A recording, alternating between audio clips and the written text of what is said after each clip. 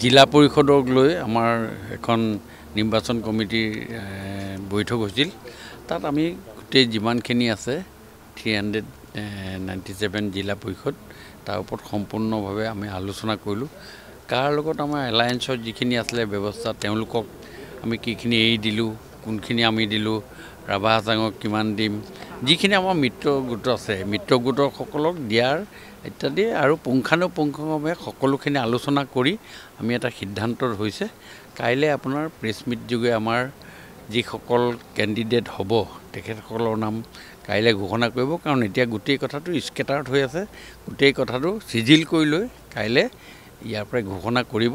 আমাৰ অফিচৰ যিসকল আমাৰ কাৰ্যকৰ্তা আছে তেওঁলোকে কৰিব। এটা সুন্দৰ পৰিৱেশত আজি ভাৰতীয় জনতা পাৰ্টীৰ মিত্ৰজোঁটৰ যিসকল কেণ্ডিডেট হৈছে কাইলৈ সকলোৱে টিকেট পাই যাব তেওঁলোকৰ, আৰু পৰহিলৈ বা তাৰ পাছৰ দিনা তেওঁলোকে সকলোৱে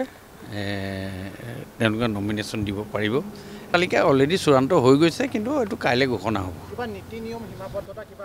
চবটো থাকিব, তাৰ ভিতৰতে যিখিনি আছে আগতেও দিছে সেই নীতি নিয়মৰ মতে মানি, আৰু মিত্ৰতাৰ প্ৰতি থকা যিটো স্নেহ বা যিটো মনোভাৱ, সেই মনোভাৱ আমি সকলোৱে মিলি এটা সুন্দৰ পৰিৱেশত আমি এইখিনি ঠিক কৰিছোঁ। আৰু সেই হিচাপত তেখেতসকলক আমি যিটো এৰি দিছোঁ তেখেতসকলে ঘোষণা কৰিব, আৰু আমি যিখিনি পাইছোঁ আমাৰ ফালৰ পৰা আমি ঘোষণা কৰিম।